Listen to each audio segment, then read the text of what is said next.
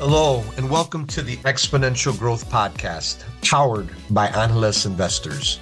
I'm your host, David Olivencia, co-founder of Angeles Investors, and a passionate advocate for leveraging innovation and technology to drive success.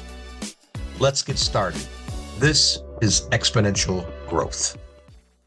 All right. Well, hey, I want to welcome everyone to this first episode of the Exponential Growth Podcast. In this series, which is going to be roughly 8 to 9 episodes long.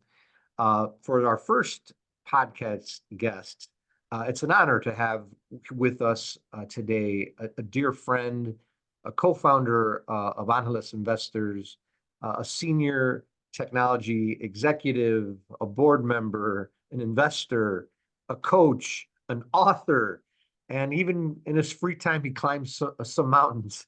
That he can talk a little bit more about, Marcelo de Santis. Marcelo, welcome to this first episode of this inaugural podcast. Welcome. Oh, thank you, David, and it's an honor to be in this first episode. Thank you. Looking forward to the conversation. Thank you very much. All right, well, we're going to have some fun. So, Marcelo, I've got a pretty good idea of your life story and the journey that you've been on. It's amazing. A lot of different assets, right? Assets and aspects of it. Just walk our listeners through your life story and how you got to today. Yeah, no, thank you. Well, basically, I'm Marcelo de Santis, originally from Argentina. You maybe already found that out because of my accent. I cannot get rid of it. Been in the US since 2001. So I became an American citizen 3 years ago. Very proud American citizen. Married with Ana Paula. She's from Peru. We have no kids, but we have 2 dogs, which keep us pretty busy. Sherman Shepherd and a Labrador. As David said, my time gets divided across many different interests. I would say basically it's between my family here and in Argentina and in Peru. My wife is from Peru. And helping businesses and startups to grow their ventures, leveraging technology innovation, and climbing mountains. Yes, that's something I like to do in my free time as much as I can. From the career standpoint, I like to think of my career in 3 chapters, right, David? I mean, chapter 1 has been Chief Information Officer, driving operational efficiency in different companies, leveraging technology to enhance profitability. That means leading the implementation of ERP solutions and software as a service solutions across different functions and regions. I have the opportunity to live and work in Europe, in Asia, here in the US, in Latin America, doing M&A, integrations, shared services, all of the things you do to improve the profitability of companies. So, chapter 1 was more about cost optimization. Chapter 2 was... And on chapter one, real quick. Though, yes. What I admire is this is a global view, right? So you're in Italy, you're in Europe. You've done a lot of different things and at scale, large companies globally, right? Which is great. Yeah, no, absolutely. I mean, I've been around many different countries, and to be honest with you, that was a part of my career that I enjoyed the most. Being able to build teams and grow teams and deliver outcomes across different cultures, right? It's not the same to do a transformation in the US or Latin America or in Asia or within Asia. If you're working in China or in Japan or in India or Australia, you need to adapt yourself to different ways of conducting business and accepting change and adopting new ways of working. So absolutely, now chapter 1 was great. Chapter 2 also was great. I mean, I'm very happy with the 3 chapters. It was more about driving top line growth as a chief digital officer.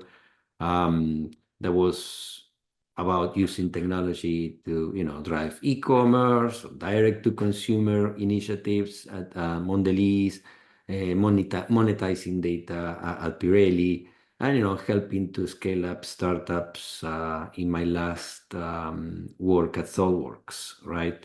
So basically, it was about growing revenue, right? That chapter two, and chapter three, it has been and it is going to be more about impact, right? This is more dedicated to leave a legacy, right? I mean, first as a board member at UNICEF, where I have the opportunity to support implementation of technology to help or to enable education programs across the world, provide internet access to schools in places that never had internet access in the past, and then at High Tech and Angeles Investors, in where basically I'm working to develop the next generation of technology executives and entrepreneurs, and that's chapter three, right? So it was cost optimization, revenue growth, and impact. And in total transparency, the three chapters are happening all at the same time every single day, right? So that's about my career and my personal life, David. Oh no, that's amazing. And in between there, you've climbed some mountains, some pretty interesting ones. Maybe you can share a little bit there. And you wrote this book, so in terms of chapters, it's very appropriate. But you wrote this book, Figure 8, right? And I got the exclusive copy, and somewhere here I think I got a little signed copy from Marcelo. And you can hopefully, I don't know, maybe see that. We'll see Oh if I can. yeah, well you got the special edition, David. You know that only 100 of those books have been printed with that light blue light color in the cover. So it's Well, it was an honor too, right? I mean, they're pre-ordered, and I authored a book too, but pre-ordered it, and it's an amazing accomplishment, right? But maybe quickly, touch on touch on the book and touch on the mountain climbing. I think it's um, because I believe you. I know you've trained for Everest. I'm pretty sure you climbed Everest. Um, and then you have the book, and they're a bit intertwined, but would love a little bit go deeper on those two if you could. no, of course. And as I said, every 2 or 3 years I do things that are a challenge. I consider that are a challenge for me, and I like to go through those challenges and learn new skills. So at one point, I was kind of scared of swimming in open waters. So I started to train to finish Ironman competitions, and where those I have finalized any of those competitions, you need to swim in open water with 2,000 people at the same time. And these days we start in waves, but 10 years ago we started all together. So I overcome the fear of open water swimming, putting myself in the situation where I have to train for an Ironman. Then through time, I also was scared about heights, right? And started to do mountain climbing when I was living in Asia, and I started to climb mountains in New Zealand, and then I came back to Argentina to climb Aconcagua for the second time in my life. And then went to the Himalayas. And when you get to the Himalayas, you get the bug of mountain climbing. I climb Amadablan, I climb Choyu, I climb Manaslu, and then I got into Everest, right? Everest has been a little bit of a hit and miss for me, right? I've been there 2 times. First time, an avalanche killed 15 people all at once, and 5 of them were very good friends of mine, and one of them very, very good friend of mine. Was very hard on the team, on myself, so I have to take a couple of years to recover physically and emotionally, mostly emotionally. And then I came back in 2016, if I remember well. I was doing very well up until I got, a cold, at 8,000 meters, getting a cold in Everest is a challenge. And that developed into a pulmonary edema at almost Camp 4, right before we were going for our summit bid. So I have to come back. You can read in the book the whole story. I don't want to use the time, but it was a very difficult day for me, right? I think it's before that day and after that day in my life, and it changed perspective in many aspects because I was very close to die. Um, and that changed the way I look at my career and the things I do, and specifically how I use my time, right? I mean, I want to make sure that every single second of my time is invested in something, you know, that is positive for the people I am with, for the companies I work for the communities I serve. I'm very picky. How do I spend my time after that episode in Everest? So yeah, I mean, I love to climb mountains. Gonna be soon climbing the Ecuador volcanoes in a couple of months. So you never quit climbing when you love to climb mountains. Oh, no, I see it. And it's like there's never a mountain that's too high for you, Marcelo, or too out of the way. Ecuador, New Zealand, all over the place. No, amazing. And I know there's a lot underneath there. Read the book more. But Marcelo, talk about the book. So got Figure 8, came out. Let's see. Am I having an issue with the camera? Let's see. Okay. So we had the book Figure 8, that came out. Um, Nice little project. What inspired you to write the book? Tell us about the journey. I would love to hear about it. Oh, absolutely, David. And first, you have been, I call you the padrino of the book, because David has been part of the project from the very beginning when I was thinking about, do I write the book or not? Because that was another challenge, for myself was about, can I write the book having English as a second language? Will I be able to learn how to write the book when I never did it, right? And David has been instrumental in helping me in the journey. But, in regards to the book, to Figure 8, Figure 8 is a book about leadership strategies for times of exponential technology innovation.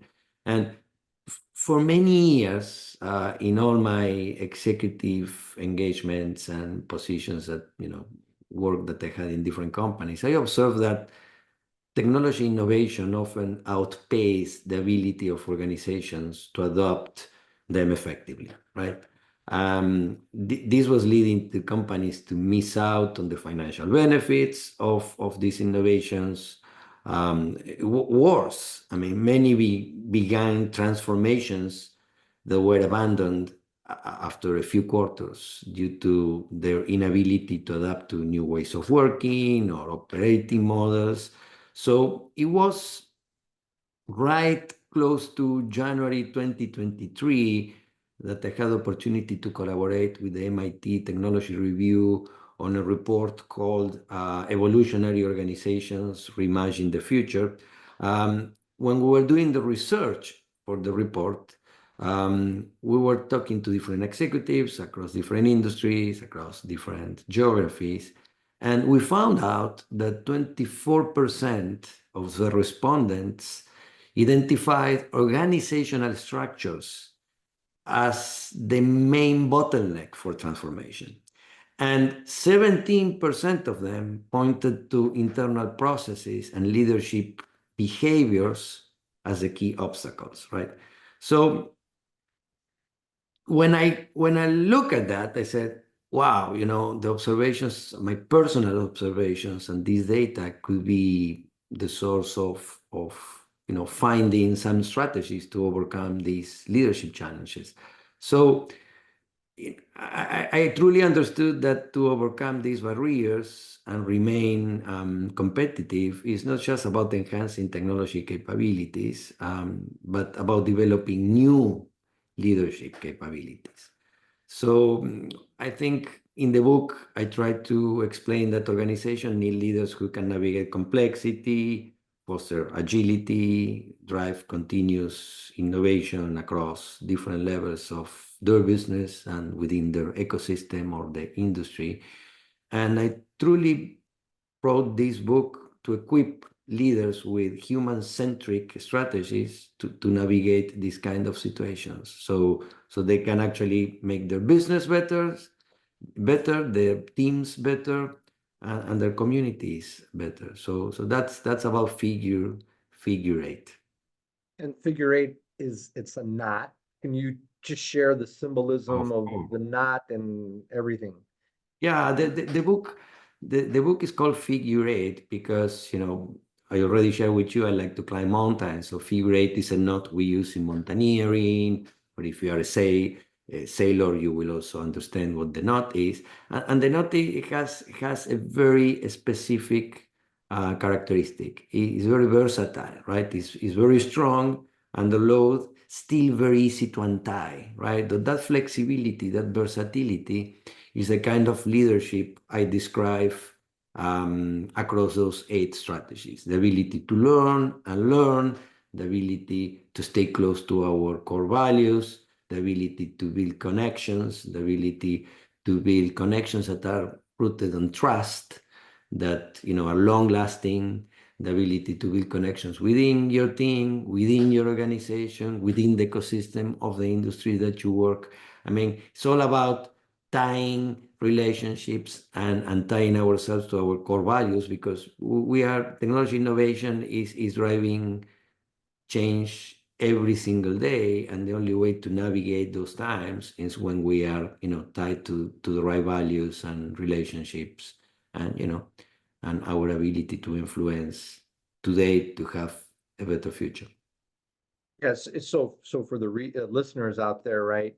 I mean, this podcast, it's called Exponential Growth, right? We're living in times of exponential change, whether it's technology and the rapid advancements in technology. So the podcast is like, in these times of exponential change, how do you keep aware of all the technologies that are making this exponential change happen? One, how do you then lead in an environment where there's a lot of technological change? And like this, if you're a leader out there, right, a leader or team member out there, right, this gives you the tools to do that. But lastly, also, how do you invest and gain from in an environment like this? There's a lot of great investment opportunities. So how do you win and gain in an environment like that? So strongly recommend the book Figure 8. Um, and then Marcelo, now so you've been chief information officer at many Fortune 500 companies globally. You have an interesting technology perspective, but if you all follow Marcelo on social media, is very up to date on all the different technologies that are out there and their impacts, and really kind of providing insights on an ongoing basis. Marcelo, when you think about uh, top 2, 3, 4, whatever, whatever you think the right number is, but the big breakthroughs in technology, everybody's talking about AI right now, all that stuff, right? But where do you see are the big that our listeners should just keep an eye on, because it's coming, it's disruptive, it's going to have a lot of impact. What are the 3, 4-ish technologies that you think we should be aware of? Yeah. So I would say let me explain it, because my first answer, the short answer, will be artificial intelligence, right? But let me explain why, right? Because just look at any single day of your personal life, right? How many personal interactions, customer interactions, if you're an employee, how many employee experiences are being augmented by technology? Most of them, right? And that will continue that way, and will continue in a way in where those interactions are going to be augmented by smarter technology or artificial intelligence, right? And I'm very optimistic about technology. I'm not one of those that think that technology is going to become a monster, it's going to eat all of us. I do believe that if we continue to be in charge and we're responsible, we're going to get the best out of it. But AI to me, in different shapes or forms, is going to be what's going to change the future of business, humanity, and society. These days, there is a lot of concern about the large investment we are seeing in building AI infrastructure. But that's on one side. But on the other side, I can already see business relevant applications of AI in industries like healthcare, financial services, obviously advertising, you know, when the impact is now, it's being seen now, right?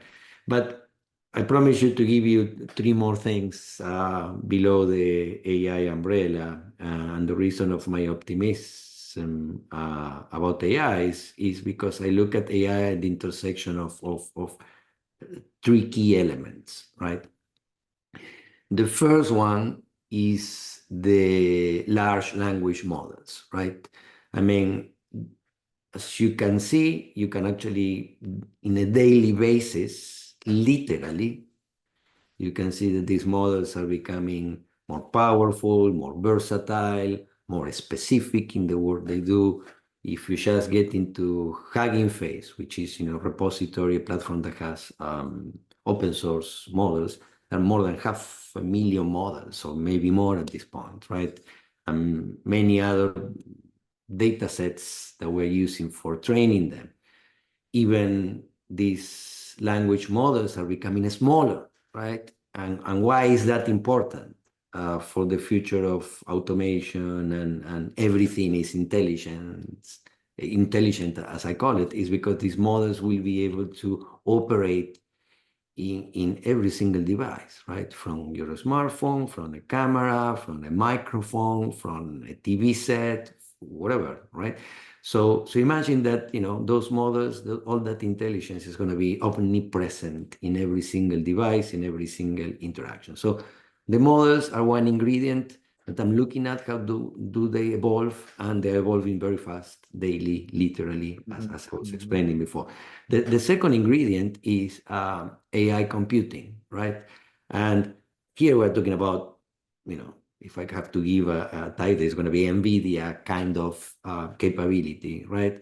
Semiconductors are not only becoming faster, but also more energy efficient, which is good news, right? The amount of electricity and cooling capability that we will need in the future to run all these data centers is going to really go exponential also.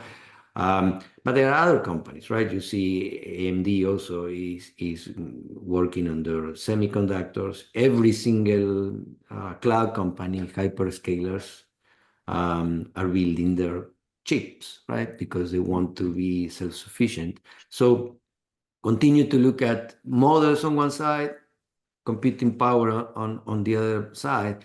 And the third aspect that few people follow, but I do encourage you all to follow, is software engineering practices, right? I mean, how software engineers are actually building these models, how software engineers are actually architecting solutions, building agents, right? That can actually automate many of the work we do in a daily basis, and hopefully giving us more time to use our brain in much more added value activities, right? So you have things like synthetic data to train models, which when you think from the economic perspective, is going to facilitate and accelerate how these models are being trained, right? It's cheaper, better, faster. AI copilots for software development, which are since many years ago. Some people think it's new, but in my previous stint at ThoughtWorks, we were using copilots for software engineering since maybe 6-7 years ago. This will help software engineers to reduce the time to market for AI-enabled products, right? I mean, it will do maybe 50 or 60% of the work in coding that a human is doing today. And that means that software engineers will be able to spend more time in things that matters the most in a digital product, which is, the interface, the architecture, the scalability, the optimization of those products, making those products safe, right? That they do not hallucinate that much. And if they hallucinate, you can actually have feedback loops so that hallucination doesn't become a problem, hurts a business operation, or hurts the brand of a company, right? If we have a reputation problem. So basically, I look at the technology combining those three elements. computing, the models, and the software engineering practices. If you look at the evolution of these three individually and you think about the intersection, the potential is infinite almost. Last but not least, all of this evolution is happening in times in where we are defining regulations and new laws on AI. So it's a constant challenge between innovation, regulation, business growth, doing the right thing for humanity. So to me, it's the best possible time to be in technology, to be honest with you. And again, I'm very optimistic. I think technology is going to help us to be better humans if we want that to happen. Yeah, you got this kind of accelerating change with AI, the intelligence, the co-pilots or AI intelligence that's working along. Right now there's one coder and then they have a co-pilot, but who's to say you can have one co-pilot? Well, why can't you have three? And then if you can have three, why can't you have 300? And you get this big exponential thing, and then the innovation and the amount of product content that you can put out is just it's amazing, and you almost can't imagine it, right? And then to your last point is like, well, and then you got the computing that's continuing to get better in an exponential way, and these models are getting more intelligent and more micro, right? So AI, and I've been in the technology industry my whole career for the most part. It is almost 10x, 20x more impactful than any. I would say, I don't know if you would feel the same way, Marcelo, but 10x, 20x more impactful than what I felt when the internet came on, when all web came on, and all that kind of stuff. It's truly, truly amazing. And the government, the government time cycles to do everything, and August vacations, kind of stuff, and the political infighting. It's going to be an interesting couple of years how we handle that, but it is, and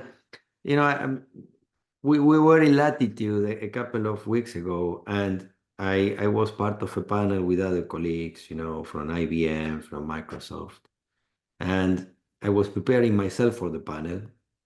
I think it was, when I'm saying daily change, this is what means daily change.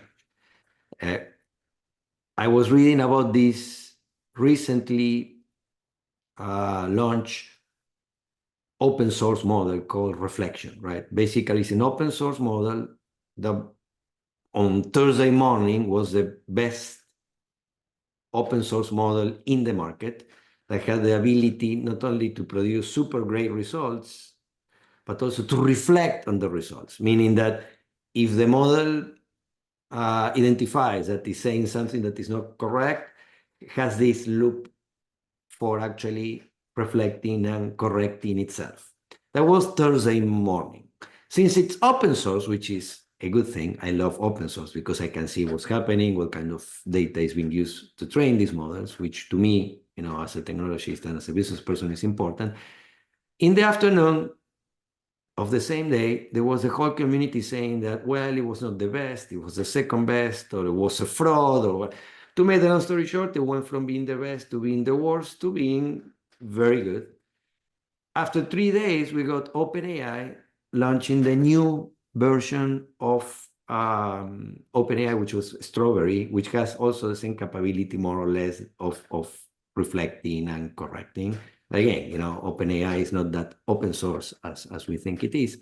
And all these things are happening in a matter of days, right? And if I continue to tell you the story of what was last week or what was this week, what was happening in OpenAI as a company, or what is happening with Anthropic, which is another company that builds, it's impossible to be on top of everything, and it's impossible to be on top of the European AI governance, regulations, and all the money that is coming from the government in the US to build data centers, and the impact that has not only in the technology industry, but also in the energy industry. Then you have Microsoft investing in energy companies. So it's very difficult to follow. Now, that's what I think is also the exciting aspect of all of this, is at the intersection of all those forces.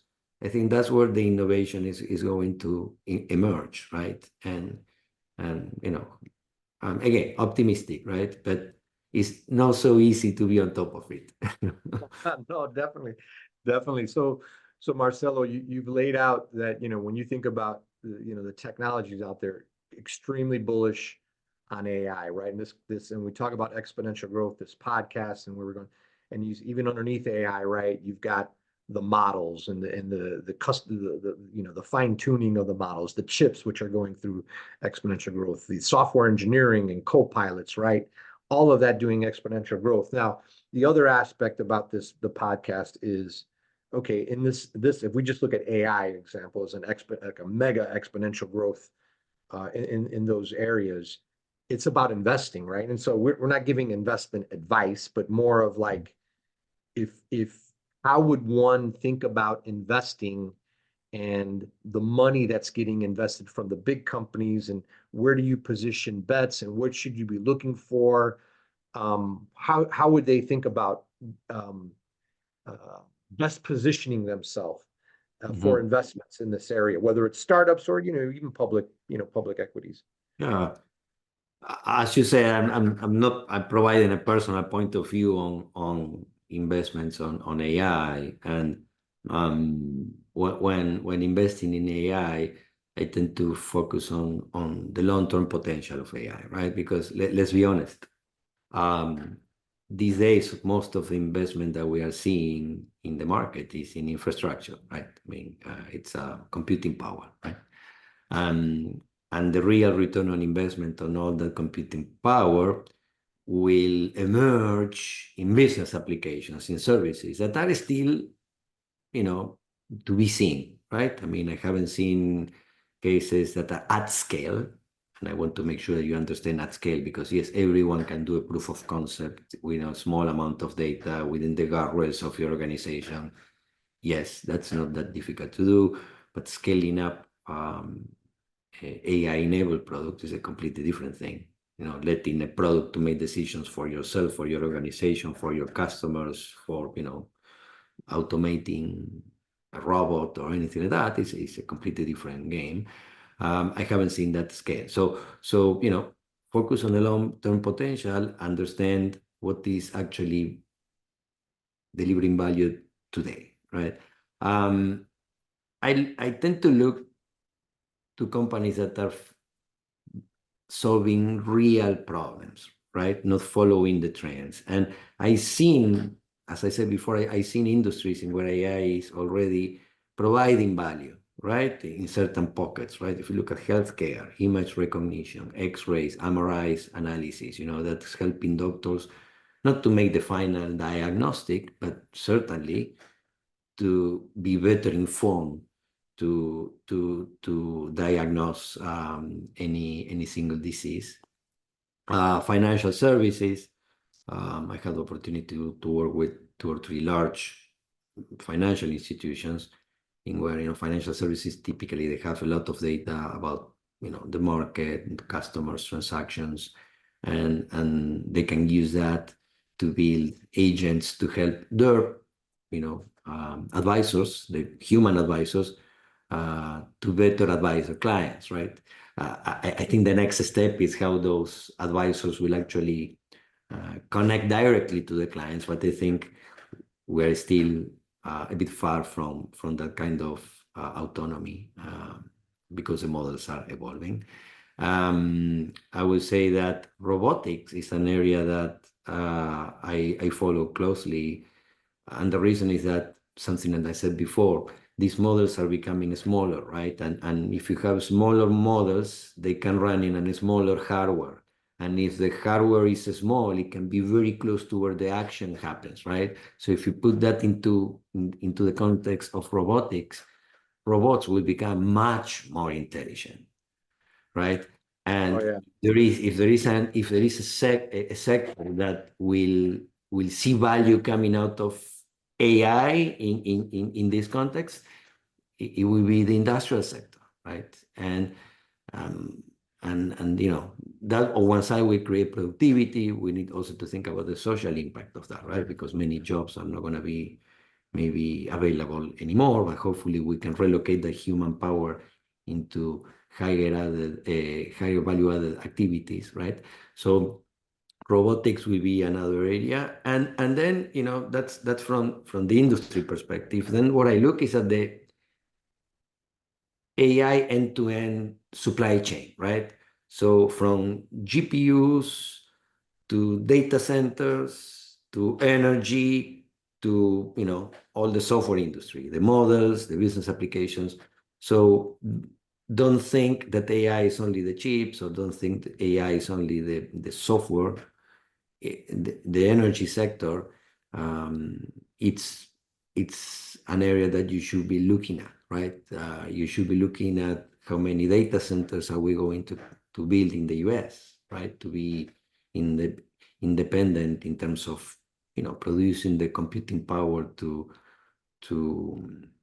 power up this AI for the US, right? So you need to look at the whole supply chain and find which are the companies that have a potential, that are growing, that might not be the first in the list, right? That the ones we mentioned before, but might be the second in the list. Because let me tell you something, there will be scarcity of anything, of semiconductors, of energy, of software engineers, or copilot. So maybe you want to invest in the second or the third, right? And diversify yourself. So, industries, supply chain of AI end to end. And I think if you look at those things carefully, and, if you don't know, ask people that are experts in each of those sectors, you will be fine. It is a future. To me, AI and everything that comes with AI is a future.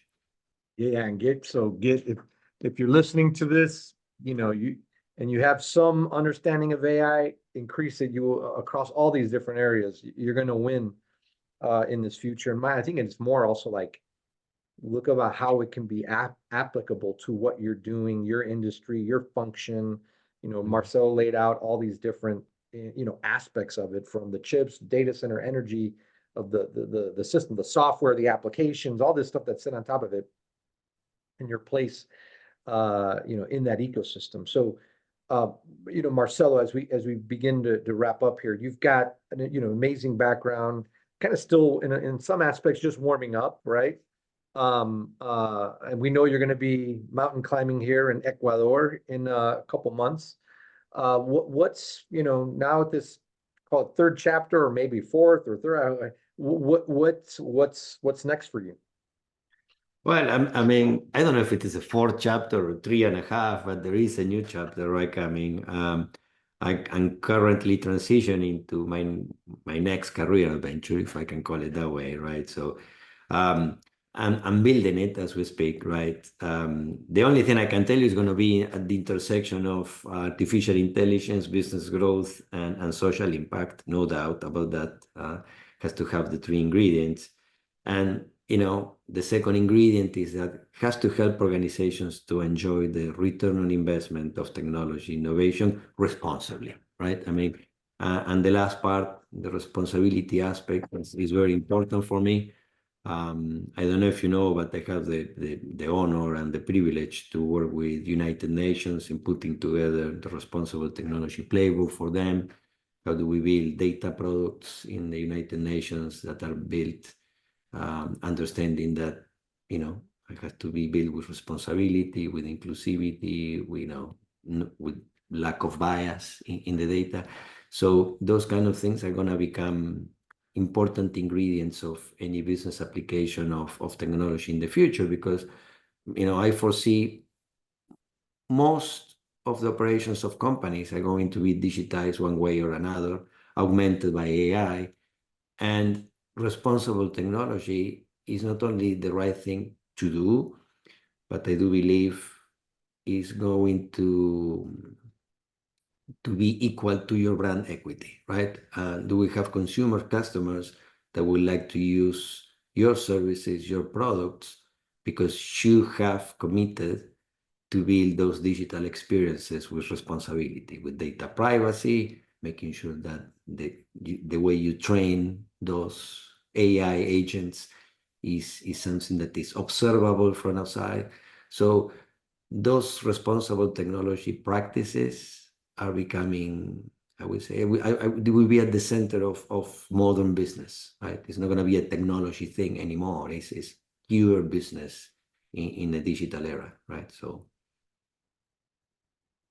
it will be very interesting, Marcelo. Maybe in our next season 2 or season 3, we're going to have you back, and will be great to kind of summarize this and get a good sense of where you're at. But I think definitely, in those areas, right? Impact, technology, social good, right? It'll be great to see all the amazing things that you do next in that area. And so it's been an honor to have you with us, Marcelo. Share a little bit more about your life story, tech and what you enjoy, your career, all these exponential growth around AI, your perspectives on AI, you're a thought leader in that space, a little bit on investments and, how do you think about AI as you invest? And all these areas around exponential growth, right? Best positioning these listeners to take advantage of how they best position themselves in a time of exponential growth. So, Marcelo, thank you. And how would people connect with you on social? I know you're very active on LinkedIn. How do people connect with you across social channels? Oh, well, thank you. And thanks for having me. I know, follow me on LinkedIn. I mean, I typically post technology and business insights daily. I would say my branding in LinkedIn will be something like less hype and more real world business impact, right? But I will be honored you to follow me and connect with me. I use LinkedIn to learn, to be honest with you. Sometimes I post questions and people say, why are you asking that question? And my answer is because I want to learn, right? And I learn from the comments. I learn from your interactions. So please be my guest. Find me in LinkedIn. And, I'm happy to have a virtual conversation with any of you at any time. And it's LinkedIn / Marcelo de Santis, or is there any? Yeah, it's direct. There's Yeah, very few, it means a slash space de Marcelo de Santis too, right? Sometimes people put it together, but Marcelo de space Santis. Santis. Well, Marcelo, again, honor to have you on. Thank you for making this first episode of Exponential Growth excellent. We look forward to staying in touch and see you soon. Thank you, David. It was an honor being here. Thank you very much.